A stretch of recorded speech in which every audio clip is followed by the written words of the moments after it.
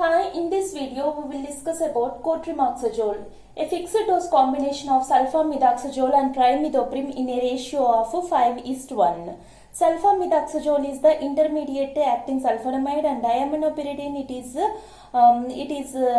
its structure resembling that of pyrimidine, which is a anti-malarial drug, and trimethoprim is also an antibacterial agent. That means both sulfamidaxazole and trimethoprim are antibacterials. As you know, sulfur compounds are generally combined with other antimicrobial agents, and here this particular combination sulfamidaxazole with trimethoprim, it is a very successful combination. That's why you should know about this combination, that is cotrimoxazole. And here the specific criteria or what are the benefit from this cotrimoxazole is it is bactericidal agent in contrast to either sulfamidaxazole or trimethoprim, which are bacteriostatic agents. So if you see sulfamidaxazole, that is sulfonamides, or trimethoprim, if you are using them separately, they will result into bacteriostatic action. But whenever you are going with this fixed dose combination, this combination is showing the bactericidal effect. So that it is one of the best example of synergistic combination, and it is available in different brand names like Bactrim, Septron, Ciplin, Sepmax. So many brands are available in the market even today. And mechanism of action is two subsequent steps in the trihydrofolate synthesis. Trihydrofolate synthesis are inhibited by this cotrimoxazole. That is the main mechanism of action. So already you know how trihydrofolate is synthesized in the bacteria, and trihydrofolate is known for converting the precursor nucleotide precursors into the nucleosides. So that here once again I am giving this synthetic mechanism of trihydrofolate, that is PABA in the presence of pteridine residues and glutamates, it is converted into dihydrofolic acid or folic acid in the presence of an enzyme called as folic acid synthase, and that dihydrofolic acid it is converted to tetrahydrofolic acid or tetrahydrofolate in the presence of dihydrofolate reductase, that is DHFR.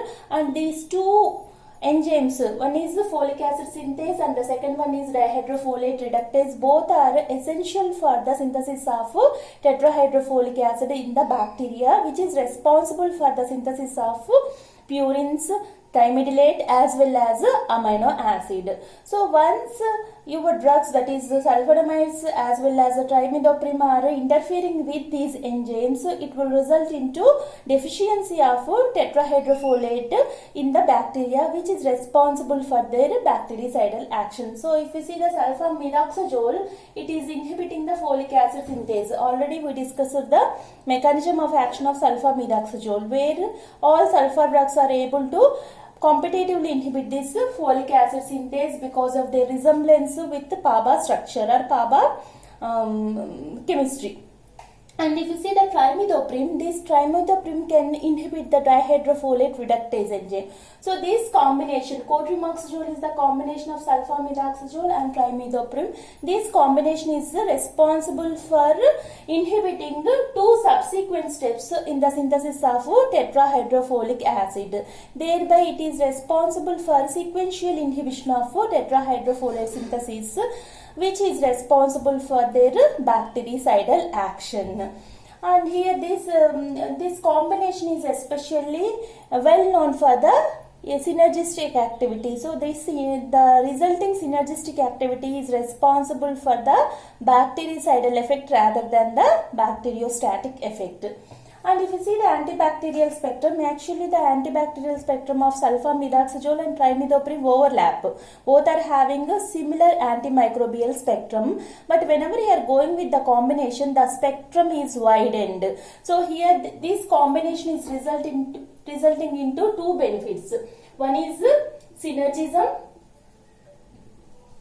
That means the action is improved. The bacteriostatic action of each drug is it is converted to a bactericidal action in the combination. That is, this combination is responsible for the synergistic action, as well as it is also responsible for broadening of the spectrum. So already what are different advantages of combinations of antimicrobial agents we discussed in the earlier videos. So this combination is, this specific combination is resulting into increased activity as well as the broadening of the spectrum. So that's why in the antibacterial spectrum you can include all the parasites or all the bacteria which we discussed in the sulfonamides. So that is the original spectrum of either trimethoprim or sulfamidoxazole. But additionally, because of the combination, these bacteria are susceptible. Additional bacteria which are susceptible because of the combination are Salmonella typhi, Serratia, Klebsiella, Enterobacter, Yersinia pestis, Pneumocystis jirovecii. So these are the additional bacteria which are covered under the cotrimoxazole but not covered under either sulfamidoxazole or trimethoprim. So you have to write the sulfonamide spectrum, as well as apart from sulfonamide spectrum you write the Salmonella typhi, Serratia, Klebsiella, Enterobacter, Yersinia pestis, Pneumocystis jirovecii. So these are the additional organisms which are susceptible because of this particular combination. Coming to the pharmacokinetics, as you know, sulfamidoxazole and trimethoprim, sulfamidoxazole can be taken orally and trimethoprim can be also taken orally. So this combination is available as oral products or oral formulations which are having good absorption. And here, whenever there is one principle, whenever you are going with the combination, generally we have to combine the antimicrobial or any drug. If you are going with the combination, means the two components of that combination should have the similar pharmacokinetics. That's why sulfamidoxazole and trimethoprim are combined. So even you can combine the trimethoprim with the other sulfur drug to have the same subsequential blockade. Sequential blockade. But why we selected only sulfamidoxazole means it is because of the similarity between the pharmacokinetics of trimethoprim as well as sulfamidoxazole. So that's why this combination it can be taken orally, and plasma concentrations achieved are 20:1. So this should be observed. So actually we have given the fixed dose combination in a 5:1 ratio. That is, sulfur drug generally we are having different doses. Very popular dose is 480. So 400 mg of sulfamidoxazole as well as 80 mg of trimethoprim, that formulation is available, and you are having different ratios are available. Even you are having 100:20, that combination is also available, and one more is 160 is 800:160. So this combination is available. Like this we are having so many combinations, but if you see all the combination, in all the combination you will have 5:1 ratio. So this the fixed dose is 5:1. That is trimethoprim, the concentration of the trimethoprim is 1/5 of the sulfamidoxazole. But if you see the plasma concentration, although you are taking in a ratio of 5:1, it is becoming 20:1. That means the trimethoprim concentration, the 1/5 to it is coming to 1/20th, because if you see the trimethoprim volume of distribution is very vast when compared to the sulfamidoxazole. So that is one of the main difference in the pharmacokinetics of sulfur drugs. Sulfur drugs are mainly confined to the plasma compartment, but trimethoprim it is having more tissue binding nature. That's why its volume of distribution is more. So that here what is happening, in the plasma the concentration of the sulfur drug is increasing, whereas trimethoprim is reducing. Because of increasing means it is the ratio is differing. 5:1 is becoming 20:1, because this is because of trimethoprim's high volume of distribution. And here if you see the sulfur drug, its protein binding nature is 40% and trimethoprim it is 60%. Although trimethoprim it is having a protein binding nature, it is having more tissue affinity also. That's why its plasma concentration has been reduced in the plasma, and they are excreted by the kidneys. Urinary excretion is the normal mode of excretion. Coming to the adverse effects, so adverse effects are also common, that is whatever the adverse effects because of the sulfamidoxazole, those adverse effects only you can expect for this combination, and a little bit additional adverse effects can be seen. So if you see the dermatological reactions which are very common in children, and also you are having that GI disturbances like sulfamidoxazole, like nausea, vomiting, glossitis, stomatitis, and hematological disturbances are very important, because of which megaloblastic anemia, leukopenia, thrombocytopenia can occur. And along with this one more important toxicity is bone marrow toxicity, which is generally seen in the elderly people. And in HIV patients, fever as well as rashes can be seen. That is, drug-induced fever is very common in the HIV patients because of the cotrimoxazole. Coming to the therapeutic uses, it can be used in, so here if you, as the spectrum is broadened, here the therapeutic applications are broadened than that of either sulfamidoxazole or trimethoprim.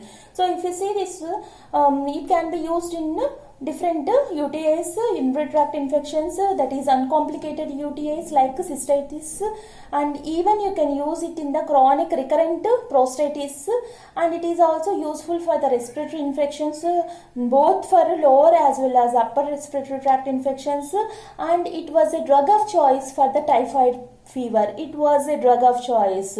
So now we are having fluoroquinolines like drugs which are the drug of choice for the treatment of ciprofloxacin is the drug of choice for the treatment of typhoid, but earlier in 1960s and 70s, even in 80s also, it is the best drug, or it is the one of the choice for the treatment of typhoid. And you can say it is an alternative to chloramphenicol, but you can say that now most of the Salmonella typhus species, they develop resistance. So we are using cotrimoxazole seldom for the treatment of typhoid nowadays. And if you see the bacterial diarrheas and dysentery caused by different parasites, which are especially ampicillin resistant cases, in that cotrimoxazole has its activity, and it can be used in some of the STDs like chancroid as well as the granuloma inguinale, where these are caused by the H. ducreyi. H. ducreyi is one of the susceptible bacteria to sulfamidoxazole as well as for this combination, and it is having generally chancroid and granuloma inguinale. You can go with the macrolides like erythromycin, and cotrimoxazole also proven its same efficacy as that of erythromycin, and it is also useful for pneumocystis carinii. So in pneumocystis carinii induced infections. So actually in this case you can use it as a prophylactic agent, and it can be used in meningitis caused by the Listeria monocytogenes. Meningitis can be because of different parasites, and it is especially useful for the meningitis caused by the Listeria monocytogenes, which is a gram-positive organism.